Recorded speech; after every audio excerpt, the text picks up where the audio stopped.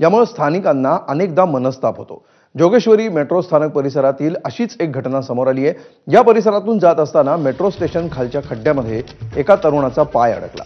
रात्री उशिरा western express हायवेवरील जोगेश्वरी मेट्रो स्टेशन खालच्या खड्ड्यामध्ये या तरुणाचा पाय अडकला आणि त्यानंतर अग्निशमन दलानं खड्डा खोदून या इसमाची सुटका केली। सुरुवातीला या तरुणाचा पाय बाहेर काढण्यासाठी खूप प्रयत्न करण्यात आले, पण पाय बाहेर येत नव्हता। अखेर अग्निशमन दलानं खड्डा खोदून या तरुणाचे पाय बाहेर काढले।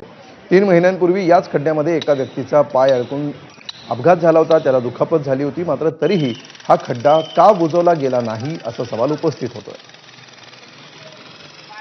ऍक्च्युली मी ते जेवायला आलो होतो।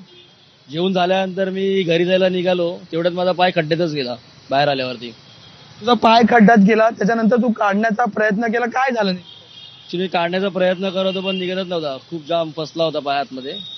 नंतर मग अग्निशामक आले आणि त्यांनी माझा पाय काढला। अग्निशामक दल किती वाजता या ठिकाणी पोहोचलं आणि किती तास तुझा पाय काढण्यासाठी गेले? जवळजवळ त्यांनी 4 तास लागले त्यांना माझा पाय काढायला। तर मुंबईच्या लोकलमधल्या गर्दीमुळे महाराष्ट्र सुरक्षा दलाच्या एका जवानाचा मृत्यू झालाय। गणेश जगदाळे असं या जवानाचं नाव आहे। ते दही